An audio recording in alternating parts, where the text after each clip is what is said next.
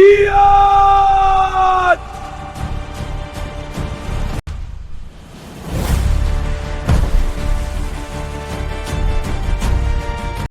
Terimalah ini sebagai tanggung jawab dan tugas negara untuk Mumada. Berangkat dan kembalilah dengan kemenangan.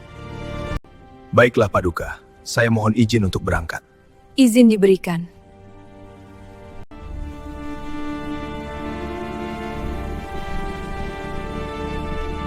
Berangkatlah para prajuritku yang gagah berani. Tugas suci negara ada di pundak kalian.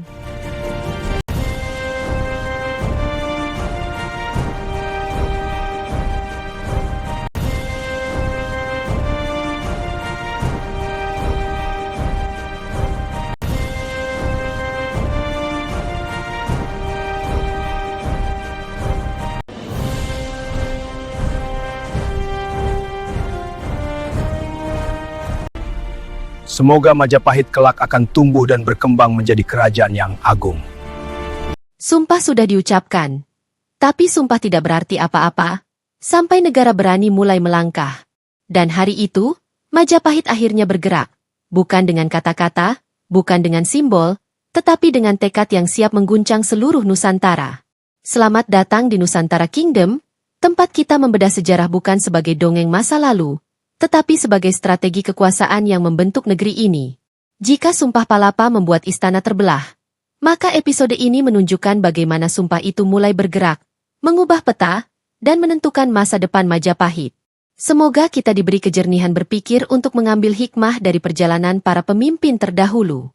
Semoga sejarah menjadi penerang langkah kita ke depan. Jangan lupa klik subscribe, like, dan tinggalkan pendapatmu di komentar. Dukunganmu membuat sejarah Nusantara terus hidup di channel ini.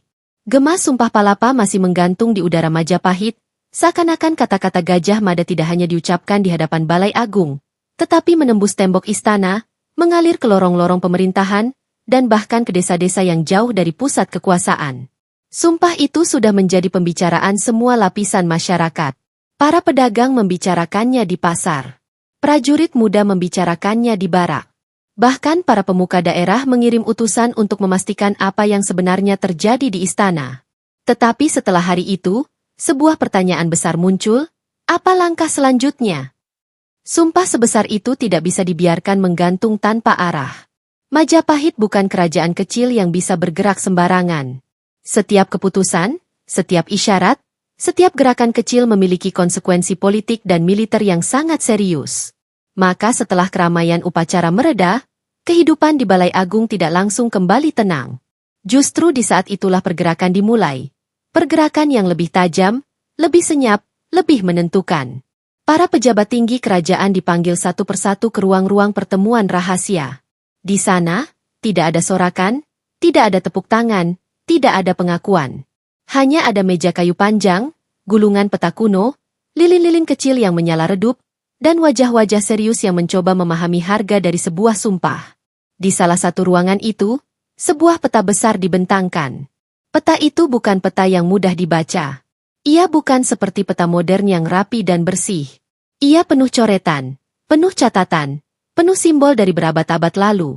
Simbol tentang kerajaan-kerajaan lain, jalur perdagangan, arus angin, dan tempat-tempat yang dianggap berbahaya. Peta itu merupakan warisan dari masa Singhasari, masa Kediri, bahkan lebih tua lagi.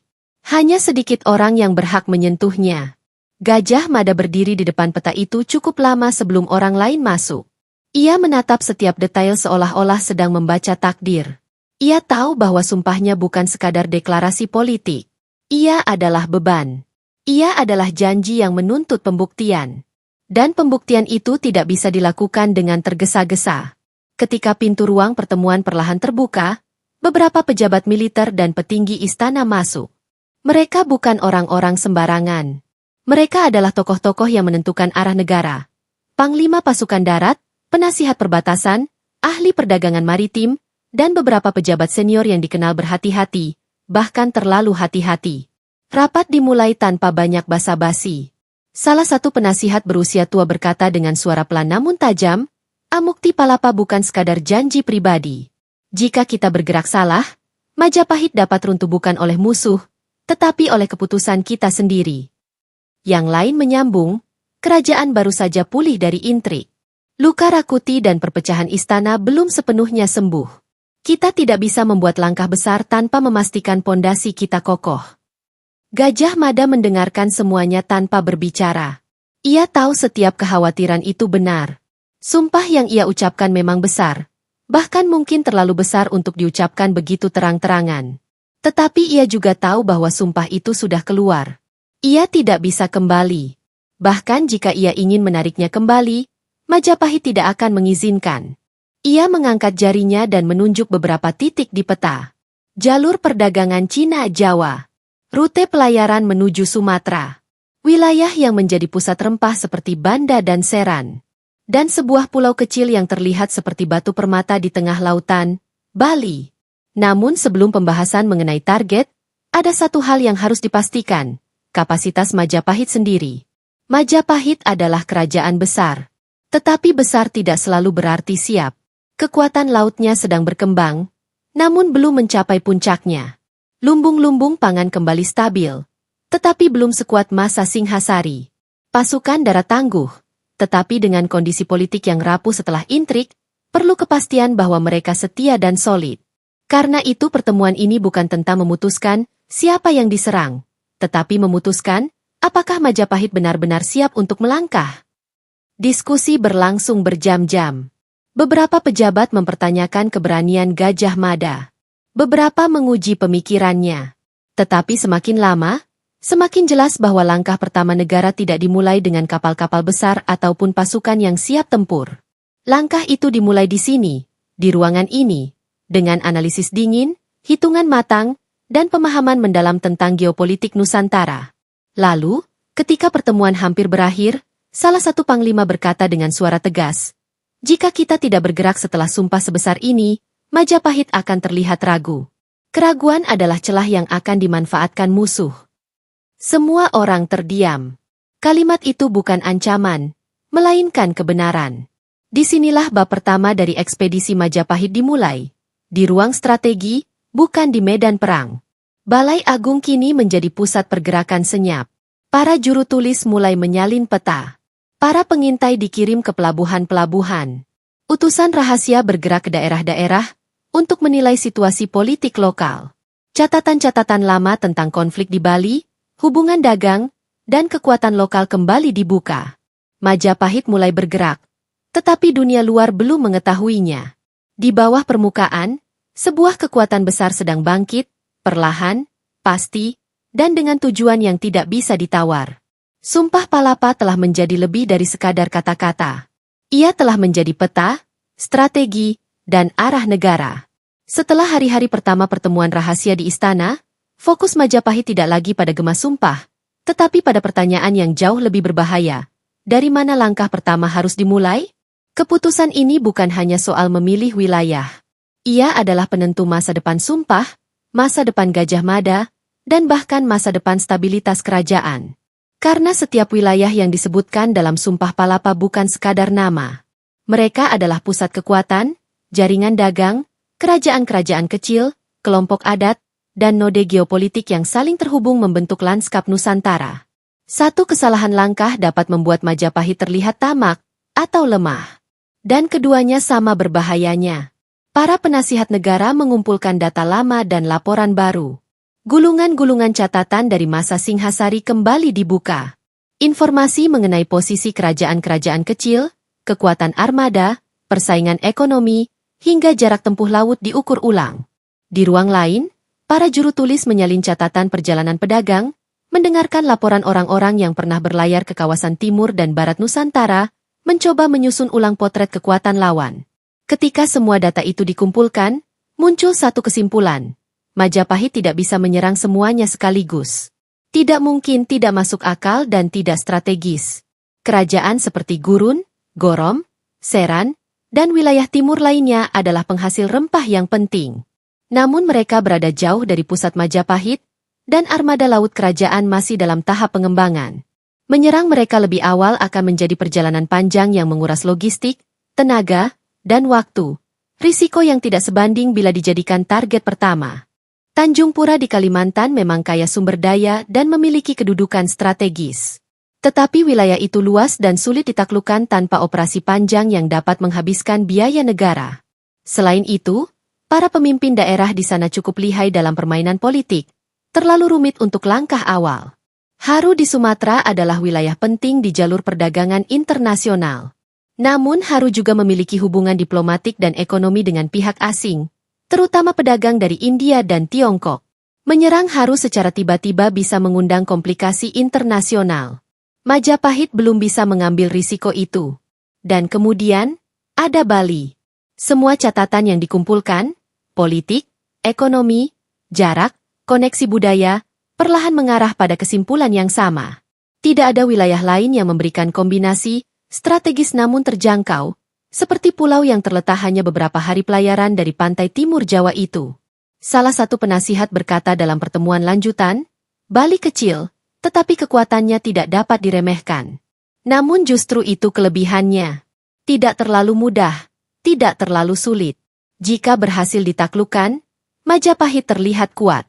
Jika gagal, itu berarti kerajaan memang belum siap. Gajah Mada mendengarkan dengan penuh perhatian. Ia tahu nilai Bali bukan hanya pada ukuran pulau atau jumlah tentaranya. Bali adalah simpul budaya kuno Nusantara. Kekayaan seni, ritual, dan hubungan spiritualnya menjadikannya simbol yang sangat kuat. Dan lebih dari itu, Bali sudah lama memiliki hubungan rumit dengan Jawa, hubungan diplomatik yang kadang damai, kadang tegang, dan kadang nyaris bermusuhan. Secara ekonomi, Bali juga berada di jalur perdagangan penting. Para pedagang dari Lombok, Makassar, dan Nusa Tenggara sering singgah ke sana sebelum melanjutkan perjalanan ke Jawa. Bali menjadi penghubung antara dunia timur dan tengah Nusantara. Jika Majapahit dapat memasukkan Bali ke dalam orbitnya, maka jalur laut dari timur ke barat bisa dikendalikan lebih stabil. Tetapi alasan paling penting bukanlah budaya, ekonomi, atau jalur dagang. Alasannya adalah politik internal Majapahit. Bali adalah wilayah yang tepat untuk membuktikan apakah sumpah itu bukan sekadar pidato. Mengalahkan Bali tidak akan memancing kekuatan asing secara langsung. Tidak akan membuat kerajaan besar terganggu. Dan tidak terlalu jauh untuk mengancam logistik negara. Namun tetap cukup kuat untuk menjadi ujian sesungguhnya. Jika Gajah Mada mampu menaklukkan Bali, maka ia mendapatkan legitimasi di mata para bangsawan, para jenderal senior, dan bahkan rakyat. Jika ia gagal, keraguan terhadap sumpah akan berubah menjadi perlawanan terbuka. Para pejabat senior tahu hal ini. Namun mereka tidak langsung setuju. Dalam rapat strategis berikutnya, seorang pejabat tua yang terkenal kritis berkata, menyerang Bali bukan hanya soal kekuatan militer. Ia memiliki hubungan budaya yang kuat. Ada risiko perlawanan budaya, bukan sekadar perang fisik. Yang lain menambahkan, Bali tidak pernah tinggal diam dalam sejarahnya. Mereka terbiasa melawan kekuasaan luar. Jangan kira mereka akan tunduk hanya karena kita mengirim pasukan. Panglima Laut yang duduk di pojok ruangan memberikan catatan teknis. Laut antara Jawa dan Bali terlihat tenang, tapi angin musim bisa berubah sewaktu-waktu. Jika salah membaca arus, armada kita bisa terpisah. Namun semakin lama diskusi berlangsung, semakin jelas bahwa Bali tetaplah pilihan paling logis. Wilayah lain terlalu jauh, terlalu rumit, terlalu riskan. Sementara Bali berada tepat di titik pertemuan antara risiko dan kesempatan. Di tengah diskusi yang panjang itu, akhirnya suara yang paling ditunggu-tunggu berbicara. Gajah Mada. Dengan tenang, ia berkata, tujuan pertama dari sumpah ini bukanlah menguasai dunia. Tujuan pertama adalah membuktikan bahwa Majapahit mampu bergerak tanpa keraguan. Bali bukan sekadar wilayah. Bali adalah pintu. Jika kita mampu membuka pintu ini, seluruh Nusantara akan tahu bahwa Majapahit bukan kerajaan yang hanya berani berkata-kata. Ruangan itu hening. Semua orang tahu bahwa kata-kata itu bukan hanya retorika. Mereka adalah perhitungan dingin dari seseorang yang mengerti harga kekuasaan. Setelah diskusi berhari-hari, laporan-laporan akhirnya dirangkum. Para juru tulis menyusun dokumen rapi yang berisi kondisi internal Bali. Siapa pemimpinnya, aliansi mana yang mungkin terbentuk, berapa jumlah prajurit yang bisa mereka kerahkan, bagaimana ekonomi mereka, jalur mana yang paling aman untuk mendarat, dan bagaimana kemungkinan respons Bali terhadap ultimatum Majapahit. Ketika dokumen itu diserahkan, para pejabat tinggi sepakat, Bali adalah ujian pertama. Pemilihan ini tidak diumumkan ke rakyat maupun ke para penguasa daerah. Keputusan itu masih disimpan rapat. Namun sejak hari itu, arah strategi Majapahit berubah. Persiapan perlahan bergeser menuju barat laut Pulau Bali, tempat jalur pelayaran dari Jawa menjadi paling ideal untuk manuver armada. Di luar istana, dunia tidak menyadari sedang terjadi perubahan besar. Para petani tetap menggarap sawah, para pedagang tetap menjual rempah, dan para pengrajin emas tetap sibuk dengan pekerjaan mereka. Tetapi di balik tembok istana, keputusan penting telah diambil. Titik pertama sumpah akan dibuktikan. Bali akan menjadi batu ujian Gajah Mada. Dan dari sana, Sumpah Palapa akan bergerak. Satu pulau, satu wilayah, satu kerajaan pada satu waktu. Majapahit kini memiliki target dan target itu bukanlah wilayah sembarangan. Ia adalah wilayah yang akan menentukan apakah langkah pertama Majapahit menjadi pijakan atau awal dari kejatuhan. Keputusan awal untuk menjadikan Bali sebagai target pertama tidak serta-merta membuat istana tenang. Justru sejak saat itu, Balai Agung mulai berubah menjadi arena perdebatan yang jauh lebih panas daripada rapat-rapat perencanaan sebelumnya. Karena ketika sebuah keputusan besar menyentuh wilayah kekuasaan dan legitimasi, semua topeng politik mulai retak. Dan retakan itu memperlihatkan wajah asli para bangsawan, para pejabat senior, bahkan para jenderal yang selama ini terlihat setia pada satu suara. Majapahit adalah kerajaan besar, tetapi di dalamnya hidup banyak kepentingan. Ada keluarga-keluarga bangsawan lama yang masih percaya bahwa kejayaan Majapahit berdiri atas darah dan pengorbanan leluhur mereka. Ada pula kelompok pejabat baru yang lahir dari kemampuan, bukan garis keturunan, dan merasa bahwa Majapahit membutuhkan pemimpin yang lebih tegas dan modern. Sementara di balik semua itu, ada faksi-faksi kecil yang bergerak dalam bayang-bayang, menunggu kesempatan untuk memperluas pengaruh atau mencuri legitimasi. Sumpah Palapa adalah gempa, dan rencana ekspedisi adalah getaran susulannya. Ketika kabar mengenai fokus awal ke Bali mulai bocor, meskipun belum resmi diumumkan, reaksi pertama berasal dari kalangan bangsawan konservatif. Mereka berkumpul di paviliun timur istana, sebuah bangunan indah yang dikelilingi taman bunga kenanga, tempat mereka biasa berdiskusi tentang hukum, adat, dan tradisi leluhur. Kali ini, diskusi mereka jauh lebih tajam. Seorang bangsawan senior, berusia hampir 60, berbicara dengan nada penuh kemarahan yang disembunyikan di balik suara lembutnya. Bagaimana mungkin langkah pertama kerajaan sebesar Majapahit diarahkan pada Bali? Pulau kecil. Tidak pantas. Sebuah kerajaan besar harus menaklukkan musuh besar, bukan wilayah kecil yang bahkan tidak dianggap ancaman. Yang lain menimpali, jika ekspedisi pertama diarahkan pada wilayah kecil, bagaimana dunia luar akan melihat kita? Bagaimana para pedagang dari India dan Tiongkok akan menilai kekuatan Majapahit? Ini akan terlihat sebagai upaya mencari kemenangan mudah, atau lebih buruk, sebagai tindakan orang yang ingin mencari nama.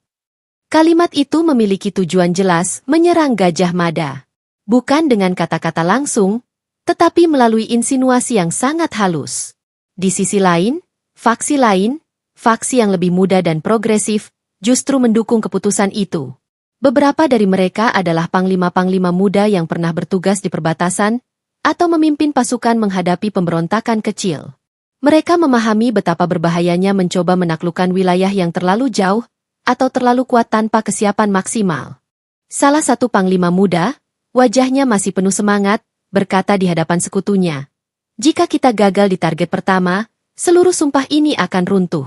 Jika kita menyerang wilayah yang terlalu besar dan gagal, itu akan menjadi akhir dari Majapahit." Bali adalah pilihan yang tepat, cukup menantang untuk mendapatkan legitimasi, cukup aman untuk memungkinkan kemenangan. Tetapi alasan para panglima muda itu sebenarnya lebih dalam dari sekadar strategi. Mereka melihat sumpah dan ekspedisi ini sebagai kesempatan, mungkin satu-satunya dalam karir mereka, untuk membuktikan diri dan mengukir nama dalam sejarah Nusantara. Jika sumpah itu berhasil, para pemimpin militer yang terlibat akan naik peringkat. Dan itu berarti kekuasaan baru akan lahir. Sementara tengkorak intrik mulai bergerak, suara yang paling mempengaruhi suasana justru berasal dari kelompok ketiga. Para pejabat istana yang tidak memiliki kekuatan militer tetapi memiliki pengaruh politik besar. Mereka adalah orang-orang yang mengatur aliran informasi, menguasai jalur administrasi, dan memiliki hubungan dekat dengan keluarga bangsawan maupun ratu. Mereka tidak berani menolak rencana ekspedisi secara langsung, tetapi mereka mencoba mempersulitnya melalui jalur administrasi.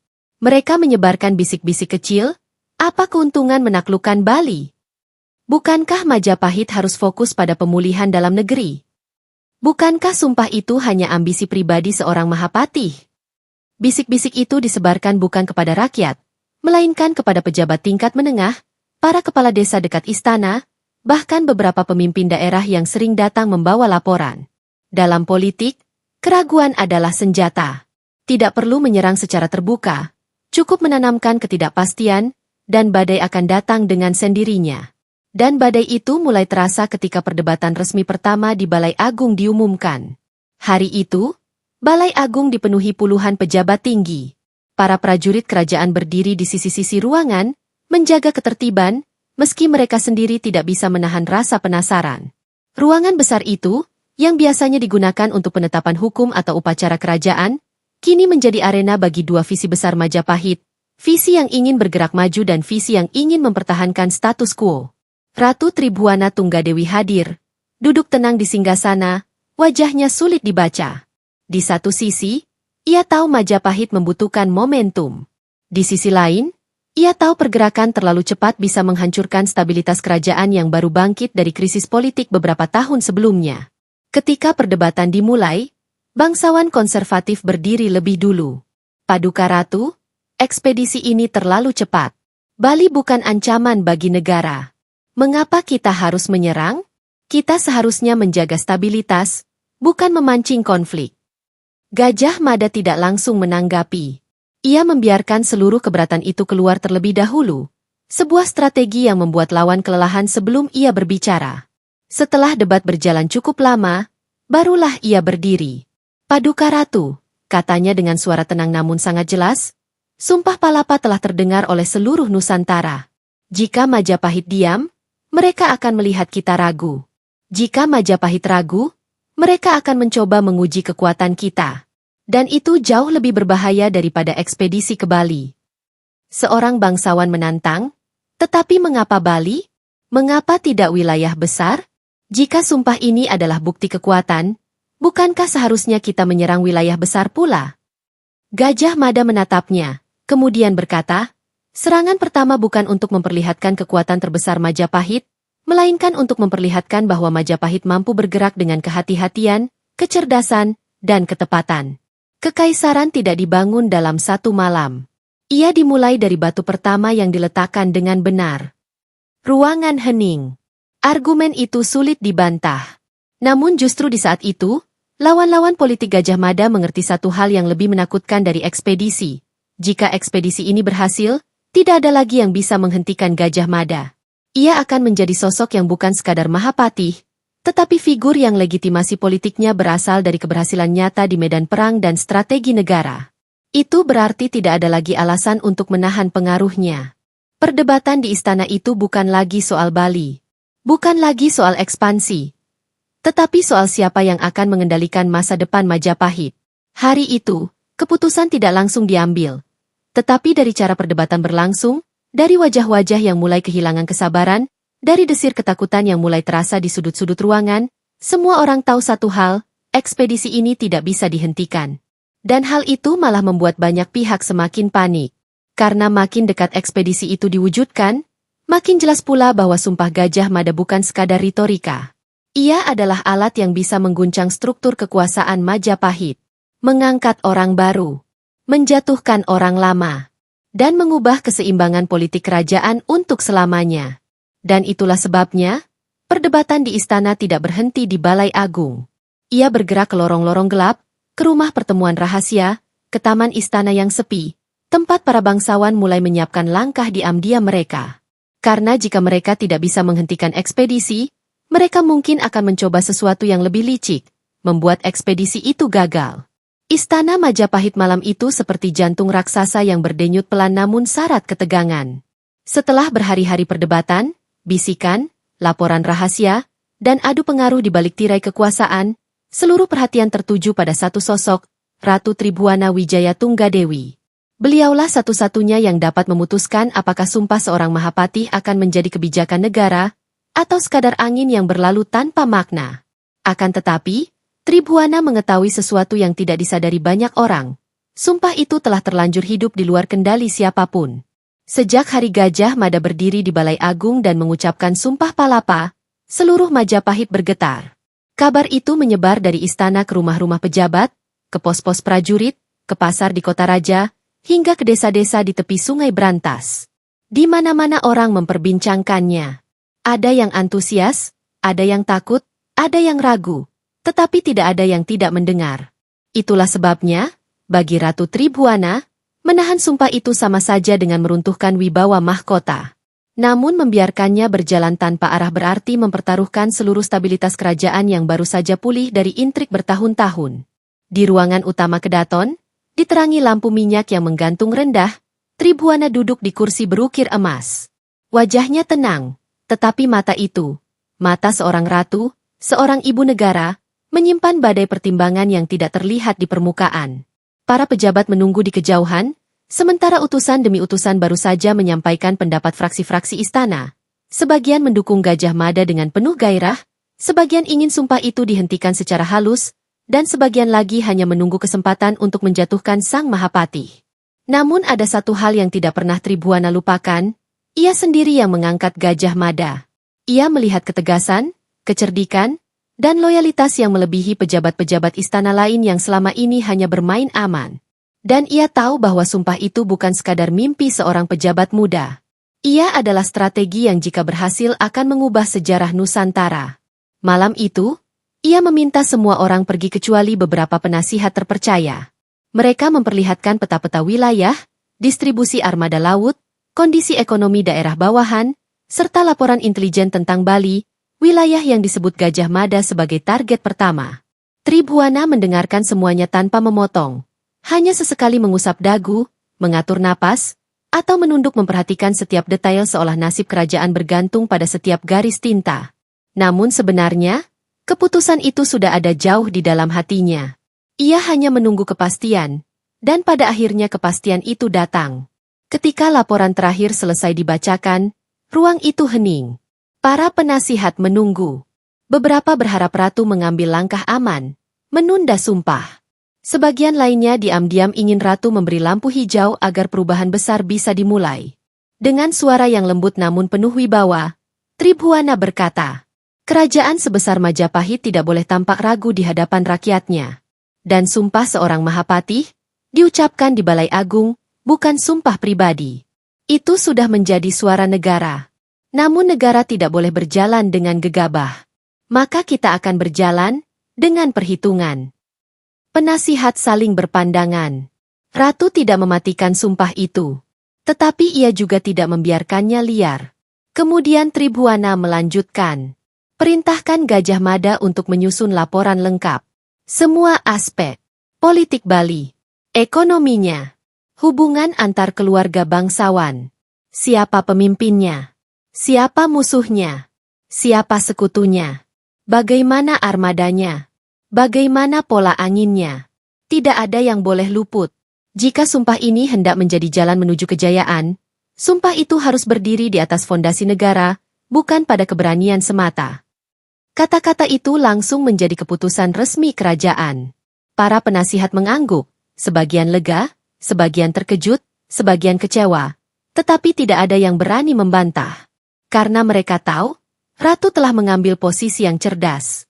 Ia tidak menghentikan ambisi Gajah Mada. Ia mengarahkannya. Ia membingkainya dalam disiplin negara, sehingga ketika ekspedisi pertama itu dilakukan, tidak seorang pun dapat menyebutnya sebagai tindak gegabah seorang Mahapatih muda. Kabar keputusan itu menyebar cepat. Di kalangan pejabat konservatif, ada yang menggerutu. Mereka berharap Ratu akan menolak sumpah itu secara halus. Kini harapan itu pupus. Di kalangan pejabat muda dan prajurit, suasana berubah. Ada semangat baru. Mereka merasa kerajaan benar-benar akan bergerak. Akan ada perang. Akan ada ekspedisi. Akan ada peluang untuk naik pangkat dan menunjukkan kesetiaan. Di kediamannya, Gajah Mada menerima perintah itu dengan mata yang lebih tajam dari biasanya.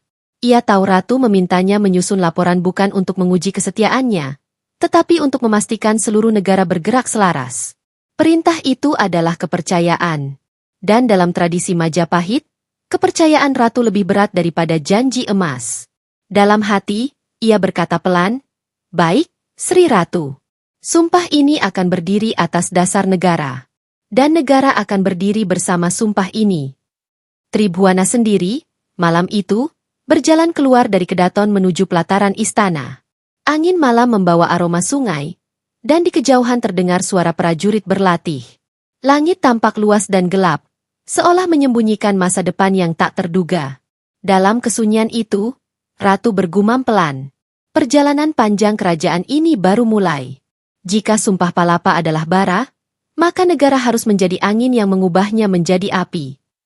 Keputusan itu, keputusan tenang yang diambil dalam sebuah ruangan remang, kelak akan dikenang sebagai langkah awal yang membuat Majapahit bergerak dari kerajaan besar, menjadi kerajaan yang mengejar imperium. Dan di balik semua itu, Tribhuwana berdiri sebagai tiang kokoh yang menahan badai ambisi, intrik, dan harapan yang saling bertabrakan. Sumpah telah diucapkan. Negara telah memilih untuk melangkah. Dan Ratu telah menetapkan arah. Pagi itu, matahari belum sepenuhnya terbit ketika deretan abdi kerajaan memasuki Balai Wilwatikta membawa gulungan-gulungan laporan, peta, serta catatan hasil pengamatan lapangan. Seluruh istana seakan bergerak menuju satu titik. Persiapan ekspedisi pertama Majapahit setelah Sumpah Palapa diucapkan. Keputusan Ratu Tribhuwana semalam telah menyulut perubahan besar. Tidak ada lagi ruang untuk keraguan. Majapahit harus bergerak, dan setiap langkah yang dilakukan sejak saat itu bukan lagi sekadar pekerjaan rutin negara, tetapi bagian dari proses besar yang akan menentukan apakah Sumpah Gajah Mada akan menjadi sejarah atau sekadar cerita yang hilang ditelan waktu. Gajah Mada tiba lebih awal di balai pertemuan, mengenakan pakaian sederhana namun bersih, dengan belati pendek yang terselip di pinggang, bukan sebagai simbol kekerasan, melainkan lambang kedisiplinan seorang pemimpin lapangan. Di hadapannya terhampar peta besar Kepulauan Nusantara yang telah digaris ulang oleh para ahli strategi. Wajahnya terlihat tegas, sedikit lelah, namun matanya menyala dengan intensitas yang sulit disembunyikan. Ia tahu, apa yang sedang ia persiapkan bukan sekadar operasi militer. Ini adalah ujian terhadap visi yang ia nyatakan secara terbuka di hadapan seluruh negara. Laporan demi laporan mulai dibacakan oleh timnya. Prajurit muda yang ia kumpulkan bukan berdasarkan garis keturunan, melainkan kecakapan dan loyalitas. Mereka memaparkan kondisi angin muson yang akan bertiup beberapa bulan mendatang, kapan arus laut menuju Bali paling stabil, pelabuhan mana yang mampu menampung kapal besar, titik-titik pantai mana yang memungkinkan pendaratan. Setiap informasi dicatat dengan teliti. Tidak ada detail yang dianggap sepele. Bahkan jenis kayu yang paling cocok untuk memperkuat lambung kapal ikut dibahas. Sementara itu, para pandai besi bekerja tanpa henti di balik tembok istana. Udara dipenuhi bunyi denting logam yang tak pernah berhenti. Seperti degup jantung negara yang semakin cepat. Mereka mendapat perintah khusus. Mempersiapkan persenjataan yang ringan namun kuat, dirancang untuk pertempuran cepat di wilayah kepulauan. Tombak diperhalus, pedang diperkuat, panah dibuat lebih ramping agar bisa melesat jauh melawan angin laut. Para prajurit pun dilatih dalam formasi baru, bukan barisan tempur di darat, tetapi formasi pendaratan, formasi kapal, dan formasi pertempuran jarak dekat di tepi pantai, hal yang sangat jarang dilakukan sebelumnya.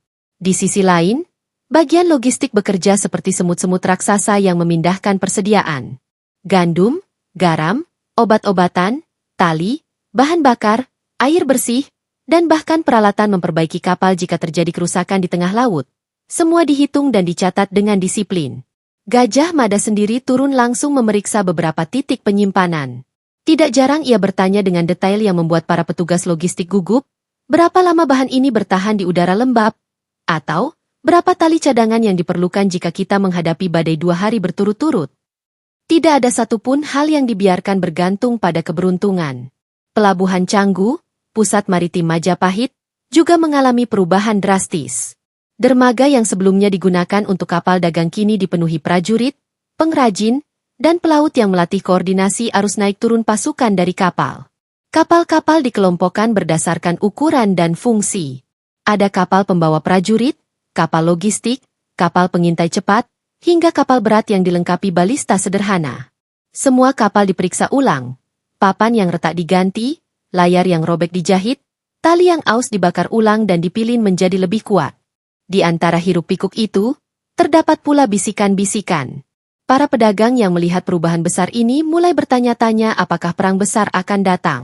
Beberapa bangsawan yang tidak menyukai Gajah Mada diam-diam berharap persiapan ini gagal sehingga Sumpah Palapa dapat dianggap sebagai kesalahan.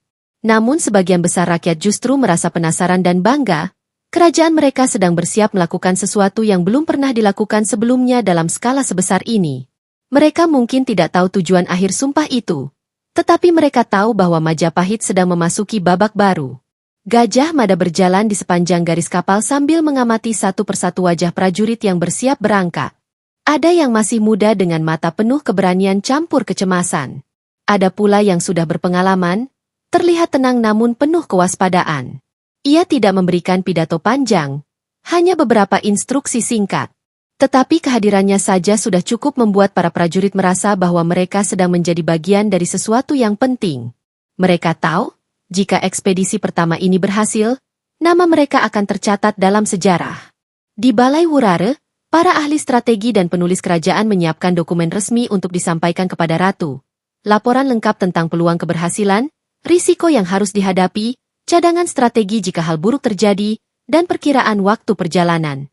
Setiap angka, setiap peta, setiap kalimat, semuanya diperiksa berkali-kali. Tribhuwana menginginkan presisi, bukan keberanian kosong. Namun tekanan terbesar justru ada pada Gajah Mada sendiri. Ia sadar bahwa satu kesalahan kecil dapat menghancurkan bukan hanya ekspedisi, tetapi seluruh legitimasi sumpahnya. Ia mengingat kata-kata Ratu, jika sumpah ini hendak menjadi jalan menuju kejayaan, sumpah itu harus berdiri di atas fondasi negara. Dan ia memegang kata-kata itu erat-erat. Karena itu, setiap keputusan yang ia buat, setiap instruksi yang ia keluarkan, semuanya harus mampu menjawab satu pertanyaan. Apakah ini memperkuat negara? Malam-malam panjang berlalu tanpa banyak tidur. Lampu-lampu minyak tetap menyala di ruang strategi istana, tempat peta Bali dibentangkan di atas meja besar. Analisis politik dalam negeri Bali dilakukan secara mendalam. Siapa penguasa setempat? Bagaimana hubungan mereka dengan kerabat? Apakah ada ketegangan internal yang dapat dimanfaatkan Majapahit? Bagaimana posisi mereka dalam jaringan perdagangan Nusantara? Dan siapa saja sekutu mereka. Semua itu dicatat dalam laporan yang semakin tebal, semakin rinci, semakin tajam. Saat laporan itu akhirnya siap, seluruh persiapan hampir mencapai titik tak bisa kembali. Kapal-kapal sudah dalam kondisi prima. Prajurit sudah ditempa. Jalur laut sudah dianalisis. Logistik telah disusun. Dan semangat negara telah menyatu dalam satu arah. Ketika Gajah Mada berdiri di pelataran Canggu, menatap kapal-kapal yang berjajar kokoh di bawah cahaya matahari sore, ia merasa ada sesuatu yang berubah dalam dirinya. Dahulu sumpah itu hanya kata-kata yang ia ucapkan di Balai Agung, berani, lantang, namun belum memiliki bentuk nyata. Kini sumpah itu telah menjelma menjadi ratusan laki-laki, puluhan kapal, tumpukan persediaan, dan arah politik negara. Sumpah itu hidup, dan hidupnya ditopang oleh negara. Pada titik inilah Majapahit sebenarnya telah mengambil langkah pertama sebagai calon imperium. Bukan ketika kapal pertama berlayar, bukan ketika prajurit pertama menginjakan kaki di pantai Bali, tetapi saat persiapan ini dimulai. Karena ketika negara telah menggerakkan seluruh mesinnya untuk sebuah visi, maka visi itu bukan lagi mimpi, tetapi kenyataan yang sedang menunggu untuk diwujudkan. Majapahit berdiri di ambang sesuatu yang besar, dan tidak ada langkah mundur yang mungkin setelah ini. Malam itu, langit Majapahit seperti kain hitam yang digantungkan dewa-dewa tanpa satupun bintang sebagai pelipur. Angin berhembus pelan menyusuri koridor panjang kedaton, membawa aroma tanah lembab dan suara-suara jauh dari para prajurit yang sedang bersiap. Tidak ada pesta, tidak ada sorakan, tidak ada upacara besar, hanya keheningan tegang yang menggantung di atas negara yang hendak melangkah keluar dari zona aman sejarahnya. Ini adalah malam sebelum keputusan pertama Majapahit diuji oleh lautan dan peperangan. Malam ketika sumpah seorang Mahapati berubah menjadi beban seluruh kerajaan. Di ruang-ruang pribadi para pejabat tinggi, lampu minyak tetap menyala meskipun mata mereka memerah karena letih dan cemas. Beberapa duduk memandangi dokumen laporan yang sudah sebenarnya tak perlu dibaca lagi. Mereka hanya mencari ketenangan dalam hal-hal yang akrab. Yang lain memilih berdiam diri, memejamkan mata sejenak sambil menimbang kemungkinan-kemungkinan. Apakah ekspedisi ini akan menjadi awal kejayaan Majapahit? Atau awal kejatuhannya? Para bangsawan yang sejak awal ragu terhadap sumpah Gajah Mada tidak bisa tidur. Mereka berbisik di balik pintu tertutup, menyusun skenario jika ekspedisi itu gagal, dan apa yang bisa mereka lakukan untuk menghindari arus politik yang mungkin berubah sewaktu-waktu. Namun mereka juga sadar, jika ekspedisi itu berhasil, maka Gajah Mada tidak hanya akan naik lebih tinggi, tetapi juga tidak akan pernah bisa dijatuhkan. Malam itu, ketakutan mereka bercampur dengan rasa penasaran yang sulit digambarkan. Sementara itu, di barak-barak prajurit, suasana tidak jauh berbeda. Para prajurit muda membersihkan senjata mereka berkali-kali, lebih karena gugup daripada karena memang butuh dibersihkan. Beberapa menunduk dalam doa yang panjang, menyebut nama keluarga mereka satu persatu, berharap bisa pulang membawa kemenangan.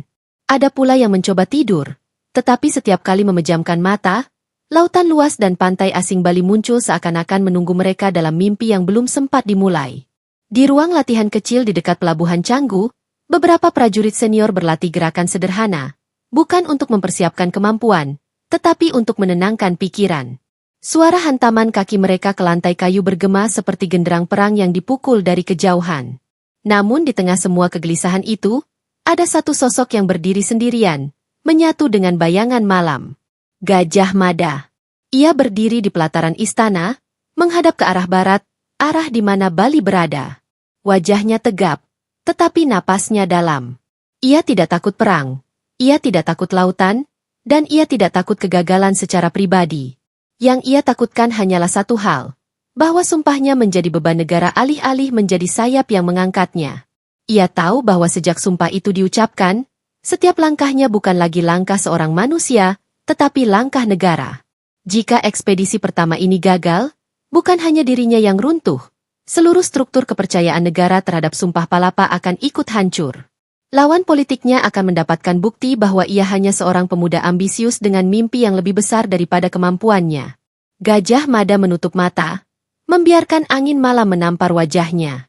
Dalam sunyi, ia bertanya pada dirinya sendiri, sumpah ini, apakah terlalu besar bahkan untukku? Pertanyaan itu menggema dalam hatinya, namun tidak ada jawaban. Yang ada hanyalah tanggung jawab. Dalam keheningan itu, terdengar langkah pelan seseorang. Tribhuwana Tunggadewi datang tanpa pengawal. Cahaya bulan tipis memantul di rambut gelung tinggi ratu, memperlihatkan ekspresi yang campuran antara kewibawaan dan beban pemimpin negara. Ia menghampiri Gajah Mada tanpa suara, berdiri di sampingnya menatap arah yang sama. Laut itu, ucap Tribhuwana perlahan, lebih banyak menelan ambisi manusia daripada mewujudkannya. Gajah Mada menunduk hormat. Sri Ratu, katanya pelan, hamba telah bersiap menghadapi apapun yang laut itu sembunyikan. Ratu memandangnya. Matanya tajam seperti seseorang yang telah lama belajar membaca bukan hanya wajah, tetapi isi hati para pemimpinnya. Aku tahu, katanya. Tetapi ketahuilah, Mada, esok bukan hanya hari ujian bagi sumpahmu. Esok adalah hari ketika Majapahit diuji oleh masa depannya sendiri. Keduanya hening beberapa saat. Kemudian Tribhuwana menambahkan, jika engkau berhasil, sumpah itu akan mengubah arah sejarah. Tetapi jika engkau gagal, negara harus menanggung akibatnya. Kata-kata itu bukan ancaman. Itu adalah kenyataan. Dan kenyataan itulah yang membentuk para pemimpin besar. Gajah Mada menegakkan kepala. Hamba tidak akan membiarkan sumpah ini menjadi beban negara. Tribhuwana menatapnya dengan sikap yang sulit dijelaskan. Bukan senyum, bukan simpati, tetapi sesuatu yang lebih dalam, kepercayaan. Ia meletakkan tangan di bahu Gajah Mada, sesuatu yang jarang dilakukan kepada seorang pejabat manapun. Pergilah dengan keyakinan. Aku sudah memilih arah. Kini engkau yang harus menggerakkan langkah pertama. Setelah Ratu kembali ke Kedaton, Gajah Mada masih berdiri lama di pelataran. Malam semakin pekat. Dari kejauhan, ia melihat pelabuhan Canggu yang dipenuhi siluet kapal dan obor yang menyala seperti titik-titik cahaya kecil. Kapal-kapal itu bukan hanya kayu dan tali, mereka adalah perwujudan sumpahnya. Dan di balik kegelapan, seolah-olah lautan memanggilnya. Menantang. Menggoda. Ketika fajar akhirnya menyembul di ufuk timur, warna keemasan memecah langit malam. Pada detik itu, Majapahit berubah. Ia bukan lagi kerajaan yang sekadar bertahan. Ia menjadi kerajaan yang siap bergerak, siap menguji diri, siap menaklukkan tantangan pertama dari sumpah besar yang telah menggema ke seluruh penjuru negeri. Sumpah Palapa bukan lagi kata-kata, bukan lagi wacana, bukan lagi ambisi. Pada pagi itu, ia menjadi kenyataan yang siap berlayar. Ekspedisi pertama Majapahit telah menunggu. Dan tidak ada jalan kembali. Ekspedisi pertama Majapahit bukan sekadar perjalanan militer. Ia adalah fondasi awal dari visi besar yang telah diucapkan di Balai Agung. Di balik kapal-kapal yang bersandar di Canggu, di balik prajurit yang menyusun perbekalan, dan di balik laporan-laporan tebal yang menumpuk di hadapan ratu, tersembunyi sesuatu yang jauh lebih besar, tekad sebuah negara untuk membuktikan dirinya. Tribhuwana Tunggadewi menempatkan Majapahit pada lintasan sejarah baru dengan keputusan yang tenang namun tegas. Gajah Mada memikul sumpah yang kini telah berubah menjadi kekuatan kolektif negara. Dan rakyat Majapahit, secara sadar maupun tidak, menjadi saksi awal dari sebuah perjalanan yang kelak akan mengubah peta politik seluruh Nusantara. Namun semua itu baru permulaan, langkah awal sudah diambil. Dan langkah berikutnya adalah ujian nyata. Di kejauhan, bayangan Bali menunggu. Pulau yang indah, kuat, bebas, dan tak mudah ditaklukkan. Jika Majapahit berhasil menaklukkannya, maka suara sumpah Palapa akan terdengar hingga jauh melampaui tembok istana. Jika gagal, maka sumpah itu akan dianggap kesombongan seorang pejabat muda yang melampaui batas. Disinilah kita menutup episode ini, di ambang fajar, ketika Majapahit bersiap meninggalkan zona nyaman dan memasuki lautan penuh ketidakpastian. Dan perjalanan ini baru saja dimulai. Jika kamu ingin menyaksikan bagaimana Majapahit menguji sumpahnya untuk pertama kali, jangan lewatkan episode berikutnya, Ekspedisi Bali, ujian pertama ambisi Majapahit. Subscribe Nusantara Kingdom agar tidak ketinggalan episode sejarah paling sinematis di Nusantara. Like video ini jika kamu percaya sejarah harus diceritakan seperti kisah epik. Komentar, menurutmu, jika kamu hidup pada masa itu, apakah Majapahit seharusnya menargetkan Bali sebagai langkah pertama? Terima kasih telah menonton. Kita bertemu di lautan sejarah berikutnya. Wassalamualaikum warahmatullahi wabarakatuh.